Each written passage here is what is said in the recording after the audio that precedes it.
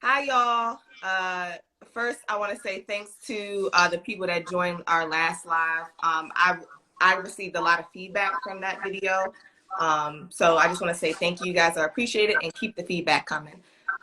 So my name is Tisa. For those of you who don't know me, and we call these the Blackout Live conversations. The conversations are intended to just share our experiences and perspectives and thoughts with you guys on a various topics that we don't have enough of, in hopes that it elevates your spirits. It gives you new perspectives. It encourages you to have conversations with people in your life that you may need to have conversations with, and it aids in your continued healing, as we're all on our own individual healing journeys. So I'm going to let the other people who are joining tonight introduce themselves. Oren, go ahead and introduce yourself. Hello, everyone. My name is Orrin Williams. I'm from Montgomery, Alabama. I reside here in Baltimore, Maryland now. I'm a personal trainer here in Baltimore. I'm also a bartender as well. Body by 3P is my name on Instagram, with 3P Extreme Fitness. 3P stands for Preparation, Performance, and Physique. So tap in if you haven't already. Come check me out. And are we speaking on what we're doing at the Blackout? Yeah, listen, I'm all over the place. I ain't even talking about the retreat. My bad. Hold on. Let's circle back to that. All right. So another thing that we hope is that the conversations that we're having tonight will carry forward to the retreat, the Blackout 2022, which will take place April 29th through May 1st. Sherry and I are planning that retreat, and we'll be hosting it. And Travis and Oren will also be at the retreat, facilitating some different things as well. So yeah, tell us what you'll be doing. Oh, so hold on, let me circle back. No, I'll do myself last. All right. What will you be doing at the retreat, Oren? So I'll be hosting a cardio hit class at the Blackout retreat that you do not want to miss out on. Definitely tap in, come check us out. It's gonna be dope, man. All right, Travis, Sherry. Me. What's going on, guys? I'm Travis. I don't do anything that has to do with meditation at my job. So unlike Oren, none of my experience translates as far as professional. But, but I do love to meditate and to talk about it. So that's what I'm looking forward to. Number one, getting a good discussion going, and then of course going through some of the history that I have studied on it. There's like 20 different types. I'm positive that there's a type for every single person out there that'll feel good. So I think with some open discussion and a little practice, we can have some fun. And I think people can leave there with, if not confidence about meditating, at least feeling more comfortable with the idea and making it feel a lot less distant and strange. Right. My name is Sherry. I'm a therapist. So I have a background in trauma. That's my specialty. But I'm also a writer and a poet. So I'm going to be doing some versions of sort of art and play therapy, trying to bring fun and I guess relatability to the mental health field, and just kind of helping people to recognize it doesn't have to be such a foreign concept, similar to what you were saying about meditation, just making it something that's more accessible, more interesting, more fun, more relatable. And also giving you tools where if you can't afford to do the whole long therapeutic process, here are some tools where you can kind of use these to still build yourself up without necessarily having to invest financially. It's still going to take time and energy. But yeah, just trying to make it a little more affordable for people as well. Yeah, definitely. So for those of you, well, most of y'all don't know because we haven't really talked about this, but Sherry and I met last December, I think. Yeah, last December. And we very quickly realized that we both had a passion for we have very similar upbringings, and we both believe in making mental health a priority in the Black community, and normalizing, right, what taking care of ourselves emotionally and mentally looks like. You know, a lot of people, there's a stigma around what mental health is and what it looks like. So the retreat really is our vision, some of our vision coming to life on how we can normalize, you know, what it looks like taking care of ourselves and normalizing it, making it a part of our everyday life, and prioritizing it and holding space for each other in community. So I am super passionate about all things healing, all things, elevating, your mind, your body, your spirit. I'm heavy on, people doing their internal work when it comes to healing, and being on their healing journey. I founded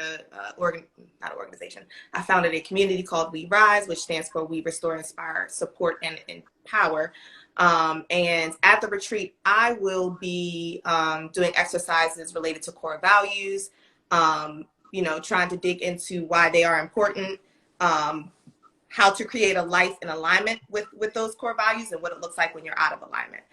So tonight we're having a conversation, a very, very, very heavy conversation about love and respect and relationships. Before you jump into the conversation, one other part of our vision: next Saturday, December 18th, we are going to be doing a community event. It's free for the public, but we're asking people to bring donations for people who are less fortunate.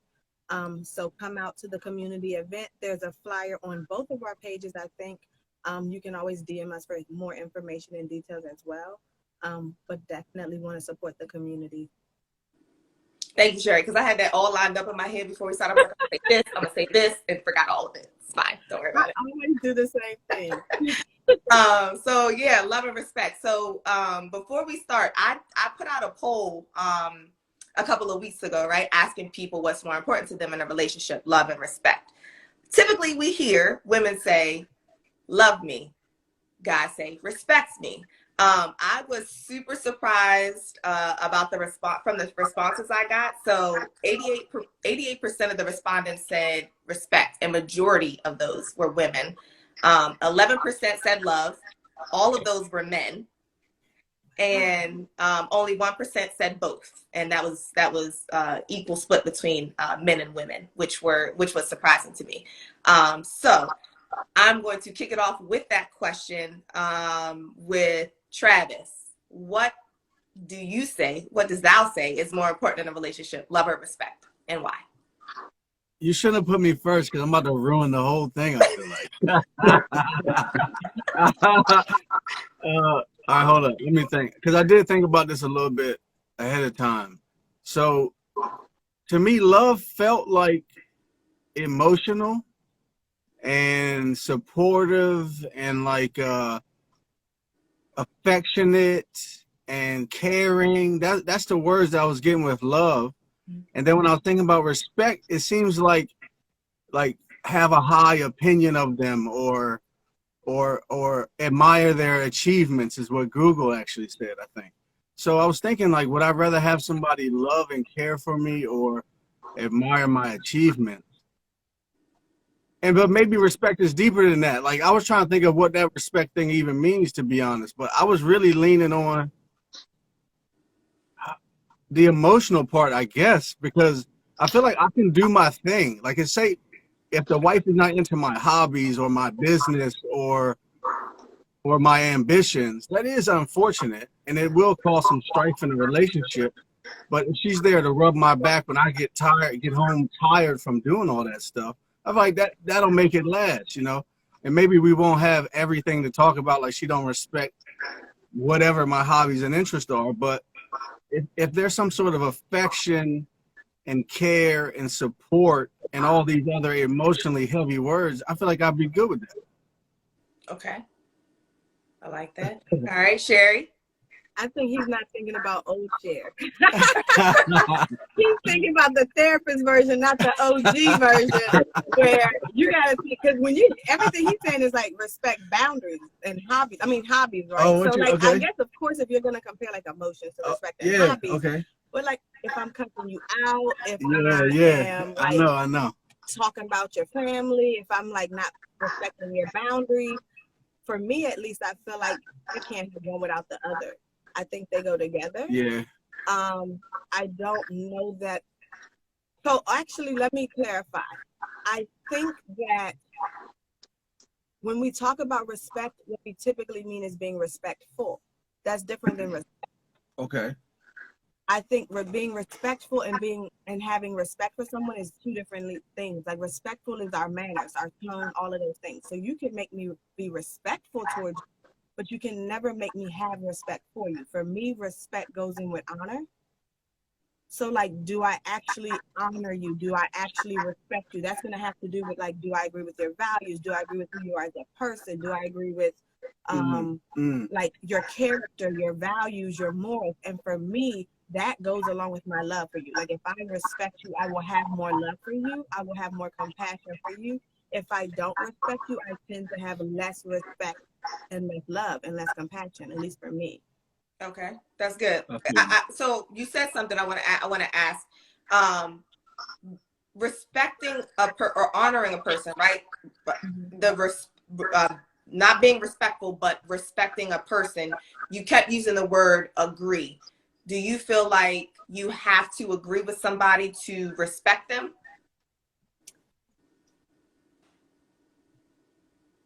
I don't have to agree with you, but I have to agree with your logic. I have to understand where you're coming from and sort of have some understanding and agreement with that. So we don't have to have the same legalistic, ritualistic values necessarily.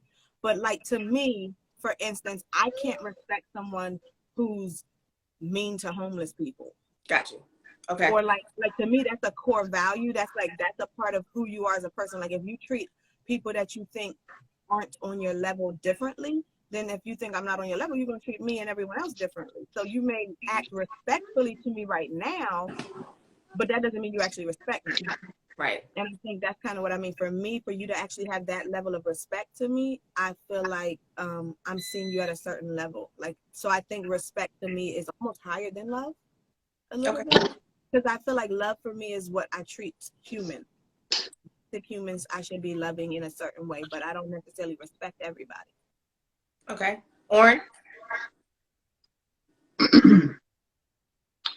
I feel as though you definitely need both. I think both love and respect plays a huge role. I don't think one out trumps the other. I feel like love is like a deep emotion that you have for someone. Like when they come into the room, like when they come into your presence, like they just light up your day type deal. You know what I'm saying? It's like something from within that you have for that person. Respect is, to me, I would say, having a level of being honest, like being honest with that person that you're with. I think that's like a big attribute of respect. No matter what the outcome is. And I think the love part of it kind of ties in with that aspect. So like if you have a situation where you have to like really be honest with someone, they're gonna respect you more by telling the truth versus you lying to them. You know what I'm saying? Trying to spare their feelings. So I'm with both. Like I think both very important. I like what you said because I think that's what I mean about it. Like if I see that you like what you were saying, respect someone over and over, that's going to make you more fond of them, at least to me, right? Like if I see you respect my boundaries, if I see you making an effort, or if I see you doing certain things, that's probably going to make me more fond of you than if I feel like you're constantly disrespecting me or other people. Absolutely. Yeah. So I'm going to say love. I think love's more important. I say I love because to me, respect falls under love. I think my good sis Nika said when she responded, respect is love in action form, right? I don't think love is an emotion. I think love is all action. And while I think it's possible to respect someone and not love them, I don't think it's possible to say that you love someone and not respect them. Agree. Yeah. So Yeah. I'm going to say love, because to me, the definition of love includes respect. I disagree, because I feel like if we're saying love is an action, I can be loving towards you and not warm and fond towards you, right? So like I think about a family member that came to stay with us. I feel like I was loving and respectful towards him, but I don't respect him at all. But my actions towards you were loving. I let you stay with us. I was nice and kind in my words to you. My actions were all nice, but I don't respect you as a person necessarily. But I feel like that, like I agree with you, like certain parts go together. But like as far as like when you talk about respect in the sense of like this is someone I honor, to me that's different than versus like someone I'm respectful towards. All right, well, Respectful towards you. Let's jump into that then. Let's talk about the definition of what you consider respect, right? Sherry, you take it first. How do you define respect? So I think like what you said, I look at it as going together with sort of actions, right? How do I treat you? What is my tone? What is my conversation? How do I talk to you? How do I talk about you, right? I look at that as sort of respect, but I also look at that as love. So I think for me, they kind of go together in that sense. Or at least that's the action based, right? Like respectful. But when I say like I honor or respect someone, to me, that's my overall opinion of you. That's not necessarily my actions towards you. So I may take actions that are respectful. I may honor you. And I guess I could say that. So like if me and Travis are in a fight, I'm going to be respectful towards you. I might not cuss at you. I might talk to you a certain way. Does that mean I respect your opinion? Not all the time. Right. I don't always, and not just agree with it. I might think you're wrong. It could be all kinds of things where I'm like, I don't see this, or I don't agree with this, or we're not on the same page. But that doesn't change my tone towards you or my actions towards you. Mm-hmm. Yeah. See, to me, I don't think agreeing, for me personally, agreement isn't required in my respect, right? Not necessarily agreement, but sort of understanding, right? Like, right. I do. So I agree with that. I agree that. So to me, when I think about respect or my, like what I would define as respect, it's consideration for another person, right? Considering their feelings, considering their desires, considering what's important to them, right? And holding space for that. And I feel like I can honor those things without being in, well, hold on, let me think about that. Yeah, I feel like I can honor those things without totally being in agreement, right? If with being in full agreement with them, as long as it doesn't necessarily go against like my core values. I think say that again. I said I think I agree. I think we're kind of saying the same thing, because for me, I look at it like if we were to say who's a celebrity we respect or don't respect. the baby. No, I could give you an example. I just had a situation with a family member where we didn't necessarily agree, right? But I respect him because he can come back and tell me I didn't agree, or I saw this a certain way. I didn't agree with how I said this to you, or I apologize. I didn't see your point of view. So we don't have to agree, but there's an agreement. Respect. Right? There is still an agreement because we're agreeing on how we talk. We agree on how we own it. Maybe I don't necessarily all the time say things to you, but do I come back and apologize? Do I like talk to you? So that's where I feel like there has to be some agreement, and maybe that's standards, but it's sort of like you may not agree on the topic, but we do agree on how we're going to approach each other, how we're going to talk to each other, how we sort of are negotiating these moments, even if we don't agree on the subject or whatever. I feel like that's the respect. That's when the respect kicks in, Right. Yeah, absolutely.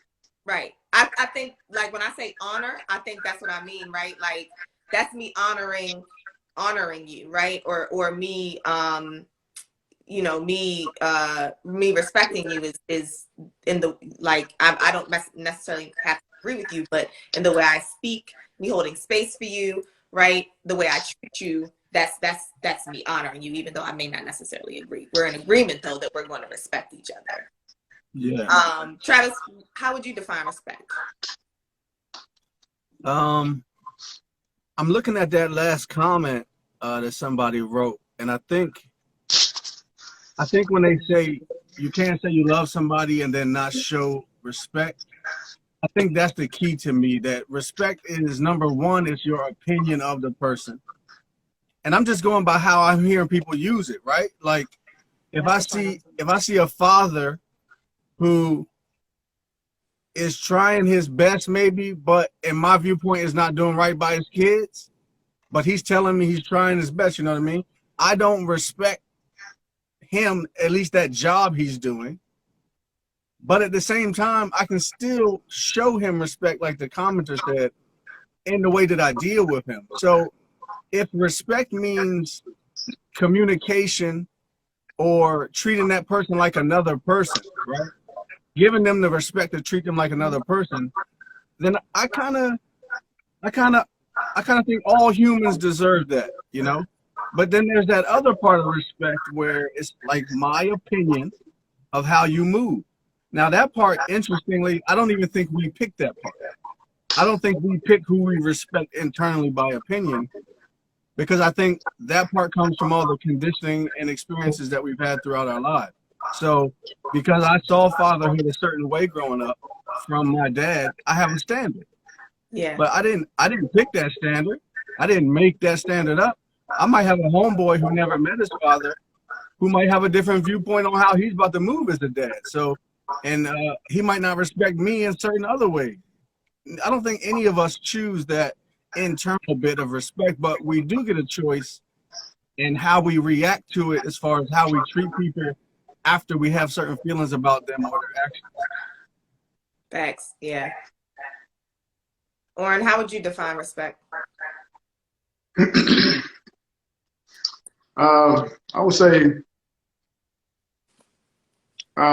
listening to someone's views and opinions, like that, understanding their mindset, and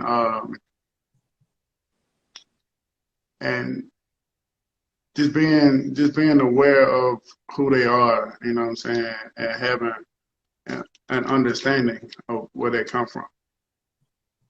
You know, does that make sense? Yeah, I feel that. I agree. Yeah. Froze up. So one of the comments just posted said, love is making it an effort to learn things about me and makes an effort to keep me in good spirit. Respect is treating people like how you would want to be treated, right? I like that. I like that. Yeah. I think, I feel like most of us answered what we would define as love. But I'm gonna ask it anyway. Sherry, how would you define love? Ooh, so are we talking about romantic or non-romantic? Yeah, in the context of a relationship. Yeah. So in the context of a relationship, I think that's the challenge, because I feel like I've added to my definition, because to me, love is action-based. Mm-hmm. But since doing therapy, I do think that it's action plus fondness, which is kind of what we're talking about. I don't know that you can fully show respect and love in the way that we want if there's not that sense of true fondness and connection. But at the end of the day, I think it's sacrifice. I think it's someone else before yourself and being willing to put them above yourself ongoing. Good. Yeah, that's in my definition too. Sacrifice is in that. So, yeah. Yeah. Travis, you got a definition? I do, actually. Thanks for asking. You're welcome. Yeah, I would say, in short, it's see, because every time I say this, so I need to preface this, by the way, like,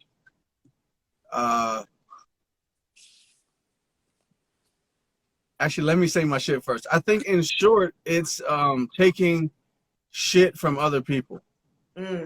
In short, but there are qualifiers, and like for instance, in abusive relationships or toxic relationships, I'm not saying the way to be loving is to take shit, because that's a very bad formula. But what I mean is, if your partner is having a bad day, for instance, and you know that, but they come at you in a way that's not loving or respectful, I think love is to treat them like the person who they want to be and not how they're making you feel.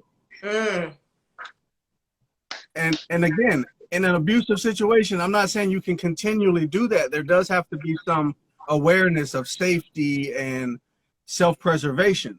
But particularly if you can say you feel safe with that person, which is where vulnerability first comes in. If you can say you feel safe, then you can be safe enough to take shit and treat them like how they would love to act, not how they're acting, I would say. Yeah, That's what I think it is.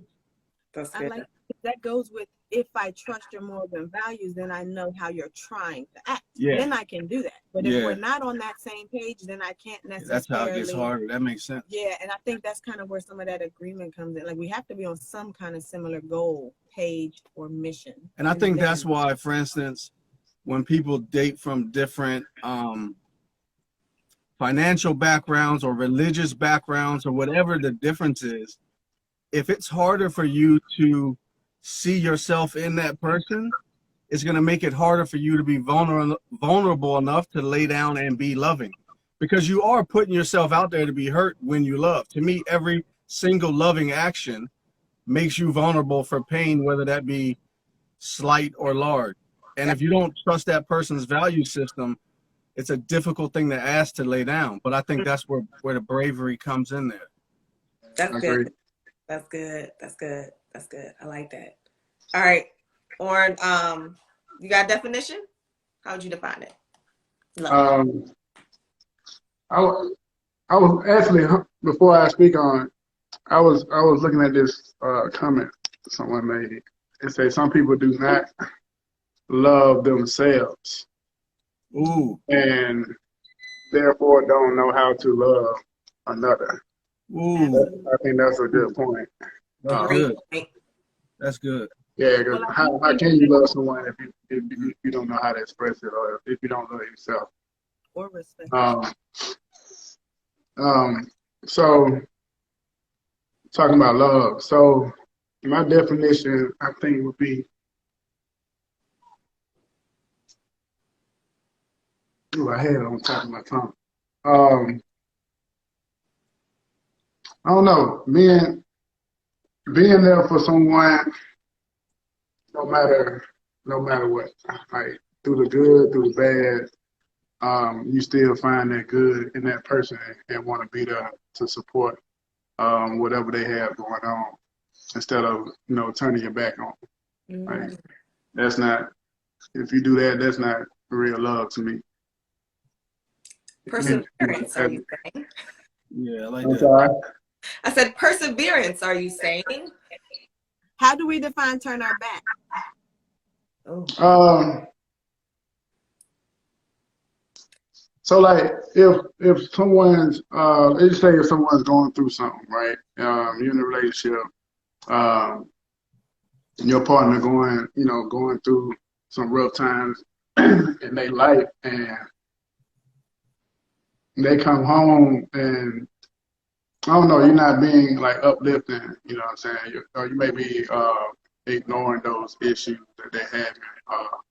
You're not communicating with them. It's kind of hard to speak on certain things when you're going through something. So like not being able to communicate with that person and help them through whatever they have going on. I think that's it's just a level of love or whatnot that should kick in and be willing to help that person out instead of ignoring those issues. So like, if that makes sense. Yeah, I like that. Yeah. So my definition of love would be from what would be what I consider source, right? And that's the Bible. So the good old chapter everybody know, 1 Corinthians chapter 13 verse 4-8. I don't think, well, I think people, I don't know. I'm not gonna say I don't think.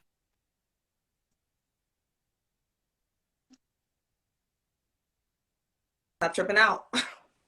I don't think people really dive into the spirit of what, you know, those verses. I don't know if people really dive into the spirit of what those verses speak, what those verses mean. But when I think of how I want to love people, how I want to show up in the world, that is always the source for me, which is why I say love is action, right?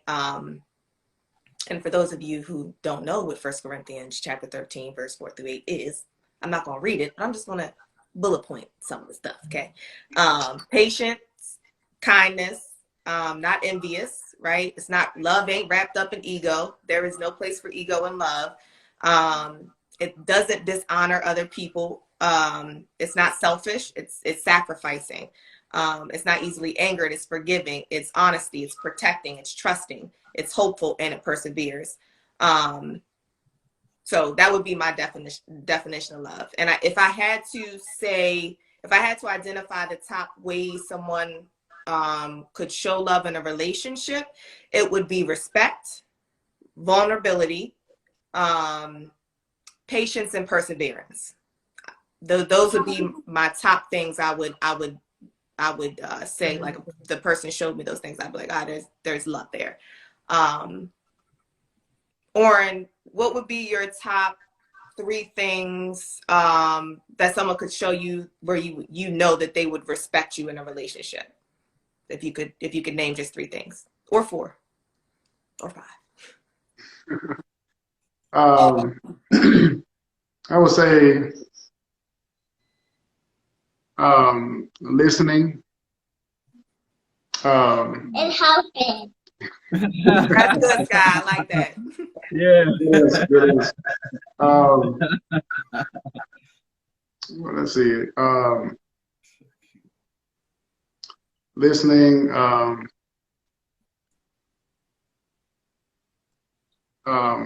the way you speak to each other, you know, even in a situation where you're in a disagreement with something, or if someone let you down in a certain way, being able to respect each other verbally is a way. And I don't know, I guess helping. like Scott said. So I've heard a lot, right? I think we all have heard a lot. How do I want to phrase this question? I think in our community, right, how we speak to each other is it's like I don't want to say a point of contention, right? But it's majority of the time where when people, I've heard when guys say they don't respect me or she don't respect me, it has a lot to do with how a woman speaks to a man, right? How do I want to word this? How much of, okay, I'll word it like this, Travis.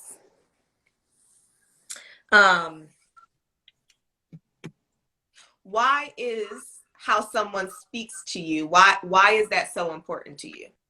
Like, what does that do to your spirit? Yeah, good question. I'm gonna answer for me and men at the same time. For myself as a man, and then for the homies who I have seen make this complaint.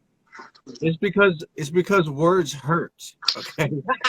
So that is the main reason why. And because words hurt, and words also have the ability to soothe hurts. So and our ladies, a lot of times in our lives, are one of our main sources of verbal soothing. And so when that when that source flips the switch and turns into a source of pain, that is very jarring for a man, particularly because a lot of us aren't yet able to verbalize ourselves exactly what kind of pain is caused by those words and why Our Lady's opinion of us is so important, because that's a scary thing to tell somebody. So I'd say the reason why her words are so important is because of how much joy they can give and how much pain they can give. That's my answer. That's good. That's deep. That's deep. I like that. I like that. I like that. Sherry, I want to ask this question because y'all are married, right? And y'all been married for a long time. Were you always aware of the impact of your words to Travis's spirit? Absolutely not, because he told me it didn't impact his spirit. And I feel like when I talk to most men, that's what they say, Yeah, right? that's true. They present this image or this perception that your words don't affect me. They don't impact me. And I thought that gave me a free pass to say how I felt, because I needed to anyway. Yeah. So I definitely did not always understand, not just for him, but honestly for other people, how my words affected them, but also how my words to him affected other people, right? I didn't realize how many people would be impacted just even by our relationship. So like, I think it was a growing and understanding overall, but also growing in myself, learning how to communicate my thoughts and emotions in general was something we were both learning to do. So it wasn't going to come out pretty. So I think that's where the grace comes in, where are we going to hold this over each other forever? Or are we going to recognize there's going to be some learning curves if you're going to get together? Like, that's going to happen. That's good. That's good. I think I got married super early, and which leads me to one of my next questions. But in that particular relationship, I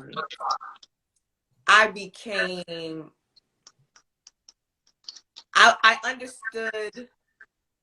Well, I'm not going to say I understood the effect of my words, because my husband at the time, my ex-husband, it didn't seem to really affect him on the surface.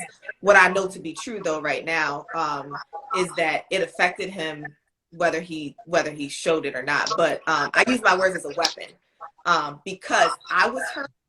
I was hurt, and I was sitting in resentment, and I was angry, and all of that pain was falling on deaf ears.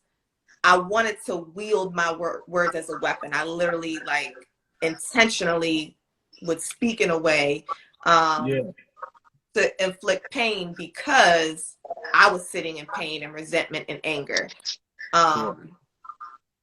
So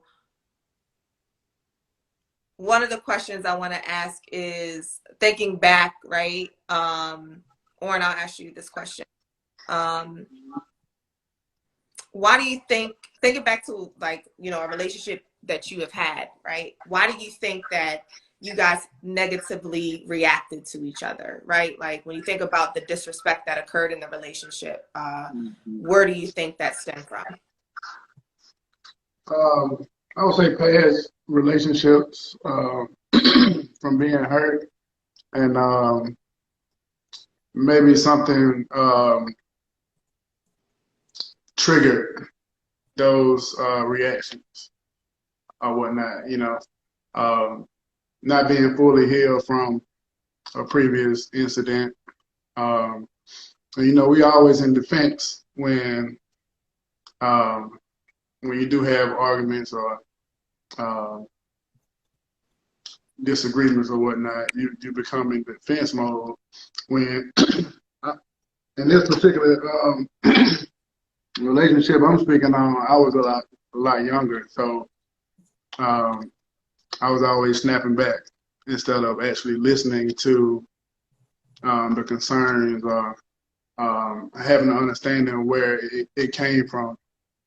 I was too busy lashing out, trying to get my point across. You know what I'm saying? And it never it never goes well when that's the case. Yeah. Yeah, I agree. Yeah. That's real. So the older I've gotten, I've realized like you have to like. I think that's when the patience. That's when patience come into play. Like, be patient, listen, step away if you need to, and gather yourself.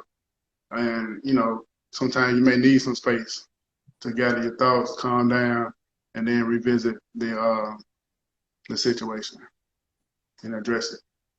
Mm, yeah. So I one think of the that's that's also for good. me when respect comes in, because that's a big part of communication boundaries, right? Like I feel like I had this conversation with a supervisor where we had a disagreement and she wanted to push me to talk.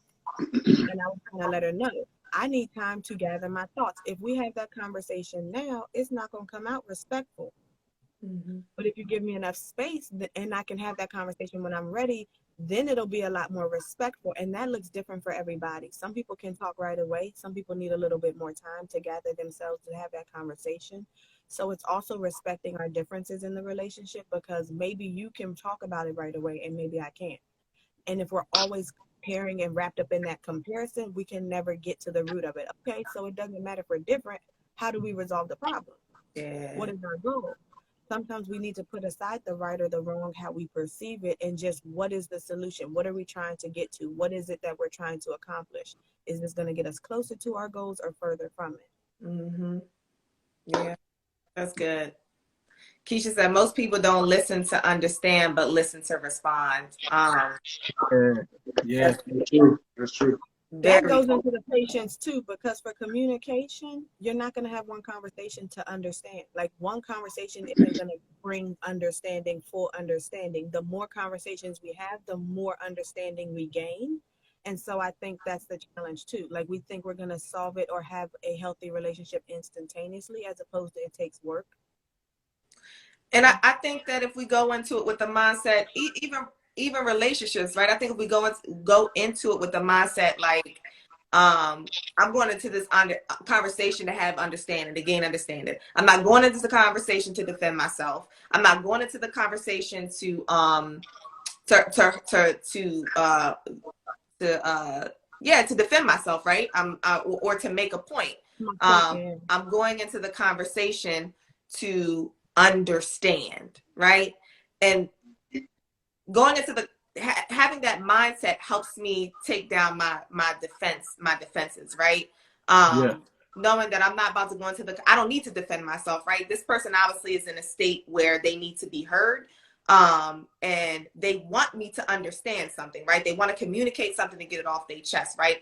And a lot of times we know, right, that it's not really, well, I'm not gonna say it's not, you're never not doing something. So I'm not gonna say it's never personal, because that's not true. Sometimes you do your actions that actually cause someone else something, right? But going into it where I'm going to seek to understand, right? I'm going to seek to listen. I'm going to seek to understand. Helps me remove my defenses, and helps me to puts me in a mind frame where I'm readily able to listen. And I think like relationships too, like going into relationships, right? With the mindset that, this relationship that I'm about to enter into, or the relationship that I'm in, people I think a lot of people have the notion that relationships are easy, right? And relationships are going to give you all these fuzzy, warm feelings, right? And that when you start to feel uncomfortable in a relationship and have difficult conversations, that means something's wrong. I think for me, going into the relationship, knowing that, okay, I'm about to enter into this relationship, which means I'm about to be stretched. I'm about to be uncomfortable. I'm about to see some ugly. I'm about to have to exercise patience. I'm about to have to sacrifice. I'm about to have to, you know what I mean? I'm gonna learn some things about myself. I'm about to be triggered. And I got to be willing, if I want to be in a relationship and I want the relationship to grow and blossom, right? And I want love to blossom, I have to be willing and ready to do the work and sit in all of that, right? Because only through sitting in all of that will all the blessings and the fun and the love and the good stuff really exist. Yeah. I just went off on a tangent. Anyway, so Travis, you talked about the impact, like how your dad affected your view of of respect and love. Yeah. Sherry, well, I'll ask you this again. How did you seeing the relationship that either the marriage that either your mom and dad had or the relationships that they were in, how did that impact your view of love and respect in relationships? So it's interesting because I think my concept of love and relationship comes from, like you, a very Christian background. So I was raised in a Christian background, but I don't think the relationships I saw around me modeled a Christian relationship. So for me, I seen my parents in the room together twice in my life. Mm. One time was a huge fight, and the second time was my high school graduation. Those are the only time I've ever seen them in the room together. Never really seen them talk. Never seen them really interact too much. Conversations about each other was never really positive. So for me, that informed what I didn't want to do and how I didn't want my relationships to look. And I think that came into our relationship early on because I didn't want us to disagree at all. Because like you said, I'm informing this like, oh, this disagreement, we're going to end up like this. I don't want to end up like that. So I don't want any types of disagreements or any misunderstandings, which was a blessing and a curse because it made us talk through everything. So I was always the one like, let's talk about it. Let's try to understand it. Let's discuss this. Let's come through it to a conclusion. Because I also saw in my family's relationships sort of pointing the finger, right? Like everybody knew what everybody else needed to fix. Everybody knew what was wrong with everybody else, except the family's dysfunctional. So obviously we all have things we can work on and improve on. So for me, it became very much, what can I do? Yeah. What can I do? Or who can I be to be different? Yeah. But I think with us, I think it was a struggle because we came from very different backgrounds. And I think a lot of the conflict came from me trying to force him to love me the way I never felt like I was loved. As Mm. opposed to, like I said, learning to love myself that way. And learning to try to invest that into myself instead of trying to get him to understand me, get him to love me, get him to see me, get him to do this, get him. And I'm getting frustrated like this Negro ain't getting it. Is it that hard? Okay. But then, if I'm being honest, I had to look at it and I told him, this is something I tell my clients now. Are you doing for yourself what you're expecting him to do? Woo! Say that again, one more time. Are you doing for yourself what you're expecting him to do? Yeah. And I'm not. If I'm not always being kind to myself, how can I expect you always to say kind things to me?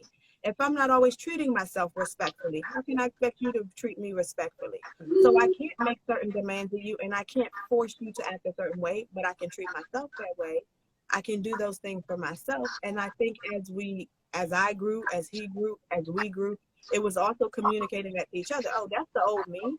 That's the old you. These are who we are now. Does it mean we're not going to forget? We might. I think that comes into the holding no record of wrongs. I don't think that means you're not going to bring it up. I think it means you don't hold it over them. Yeah. And you don't make this who their character is, Yeah. but you're going to not forget it. Especially if you're in an extended relationship together, you're going to have hiccups. So you're going to make mistakes. And that's going to be points of even trying to add clarity in the future. Like we might need to reference this so we can understand these things together for the future. Mm-hmm. But I'm not holding it over you necessarily unless I'm now saying this is who you are. This is your character, which goes to like our last podcast. Like, is this what I did or is this who I am? Mm. Yeah. Is this a pattern of my behavior? Because honestly, that might recall different boundaries, right? Like if this is who I am in a pattern of behavior, maybe that's different. Right. Was this a few times I did this? Right. So that's context as well. So I think it's kind of having that understanding that both parties are growing up. And you're right, is how do you inform it? I think so much was informed by my trauma.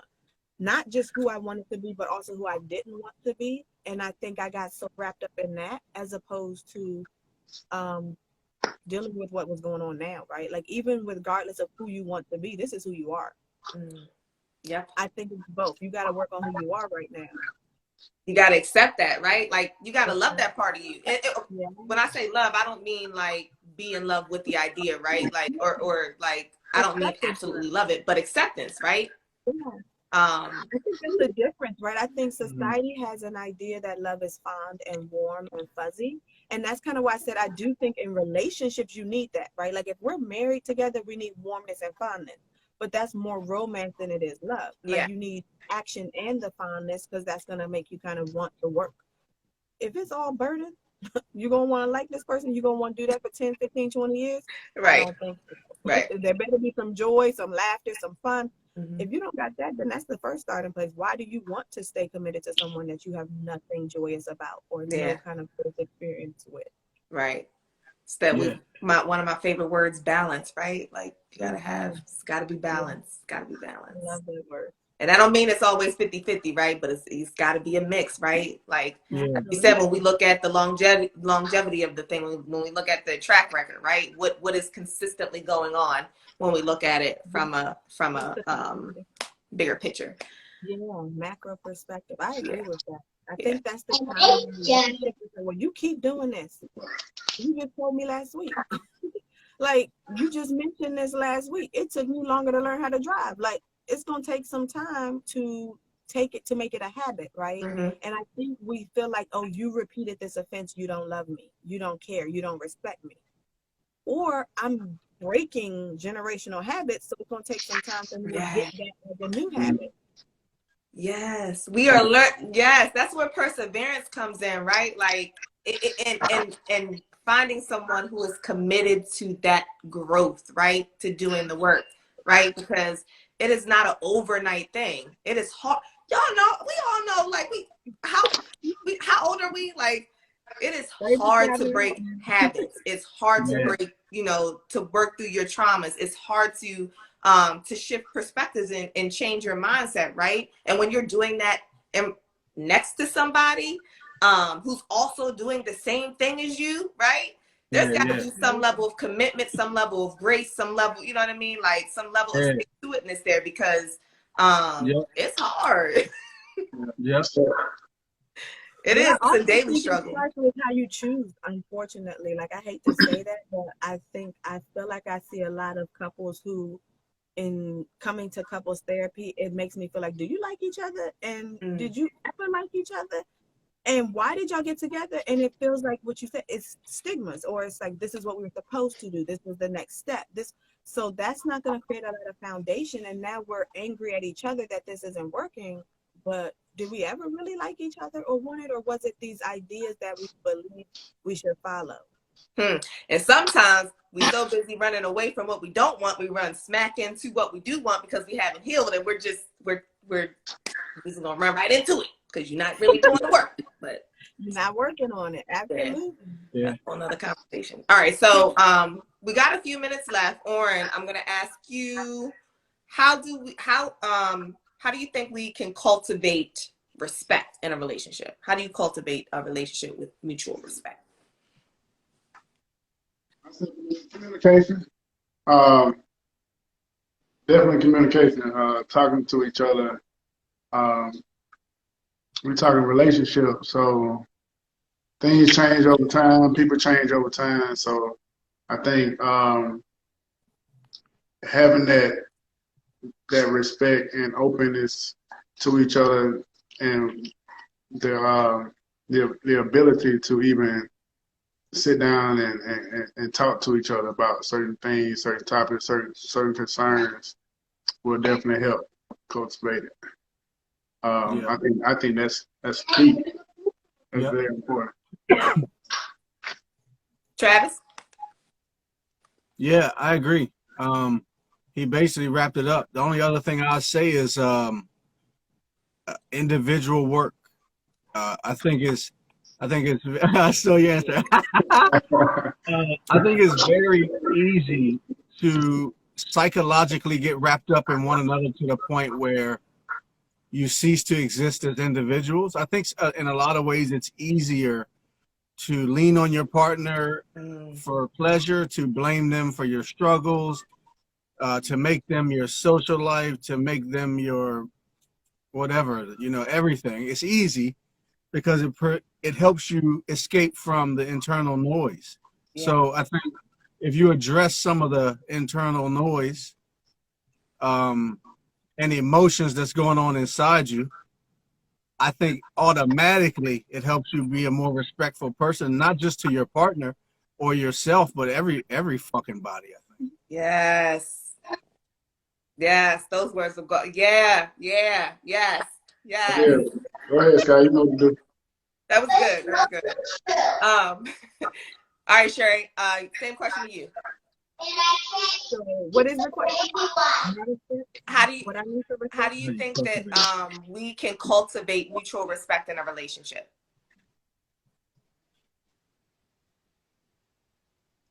Understanding. Mm, I think understanding and patience are the key. At least from what I've seen, I think there's this concept of who I think you should be or who I think you are. I run into this a billion times in sessions. It's like, well, you should know this by now. That's irrelevant. You think I should, but what is that based on? So that's where understanding comes in. Do you understand who I am? Do you understand what I've been through? Do you understand a lot of things? I think that's going to play a part, right? Especially for me, wanting to know that you're listening to understand me and not projecting your image or your perception or your belief of me onto me. But that takes patience. Go ahead. you what you just said, projecting your belief about me onto me. Yeah. Yeah. I'm sorry. I got excited. I'm sorry. Go ahead. No, honestly, I think that's the biggest part of the understanding for me because I do think that blocks the listening to understand because it's based on what you already believe and not who I am. And that goes into the trust to me. Like, are you trusting me to be the person you've said I am or you thought I was, right? Like, if I'm that person, am I trying to do something grimy? Am I trying to do something to hurt you? Am I trying to do this? Maybe not. So maybe we need to communicate to clarify but trust who I am as a person so it doesn't necessarily have to get disrespectful or malicious or hateful because we're understanding this is who you are as a person. But I also think that goes with the patience because it takes me time for me to know who you are as a person. I don't know you necessarily, depending on how long we've been together. Yeah. Myself, if we're being honest, we gotta learn both parts of ourselves. I gotta learn myself, I gotta learn you, you gotta learn yourself, you gotta learn me. That's gonna take some time. Mm-hmm. And if you're so wrapped up into, I say this all the time, like if you're so wrapped up into who you think I am,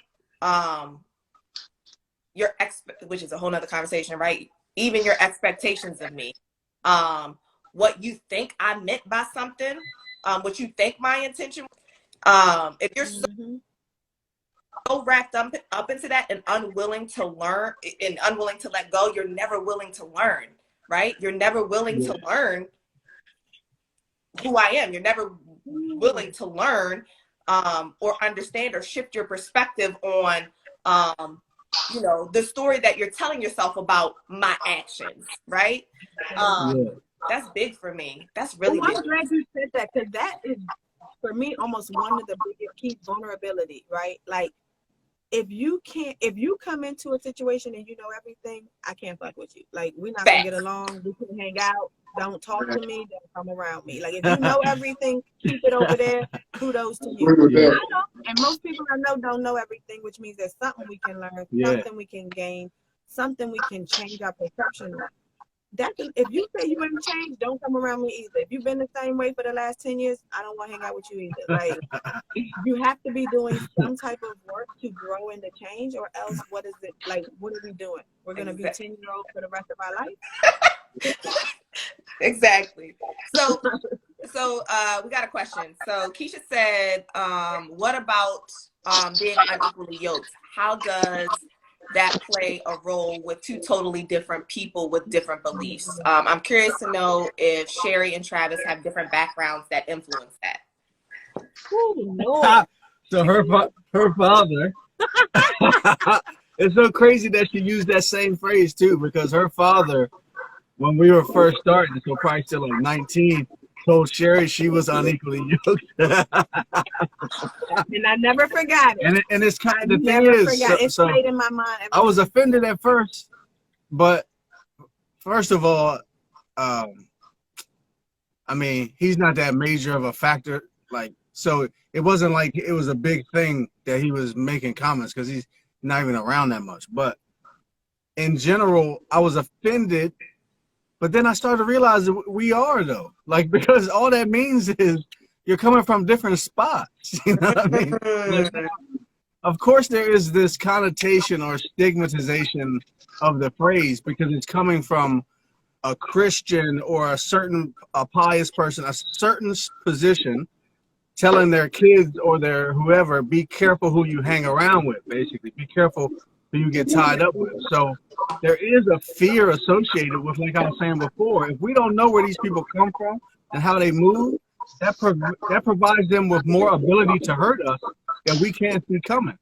So if our backgrounds are different like they were, she grew up in a church every day, every Sunday, every event, every play. And I didn't really start going to church till I was 10. And I was kind of done by the time I was 13 because I told my parents I didn't want to go no more. Whereas if she would have said that to her parents, you know, like that's not going to go well. So now I will say that we have had many fights through the years based on that difference. So it's not like it's gotten better either. It's still happening. We're still fighting about these differences to the point where she has questioned my character. Can I trust him? Should he be around my children? One time she told me, because of my views on prayer specifically, she's feeling like she made a big marriage mistake because her kids weren't going to be covered in prayer. And like, I'll be honest, I thought that sounded ridiculous, but it does sound, I can understand it. Prayer is huge. Covering your children with that is huge. So getting with somebody who doesn't, that's going to be difficult. But one thing where we are now is we both have very different religious and spiritual views than when we started. They're both still very different from one another. And so we just do this dance that is this incongruent harmony that kind of stays tangled and distant, but we're still always down to talk about it. So I think that's what keeps it kind of okay, is that the fear level never rose to a point that it really questioned what we had moving, because those core values and beliefs that you were saying kind of stayed the same. So we all love our kids. We want to do what's best for them. We want to make sure they're learning stuff and that we're loving them together and we're loving each other.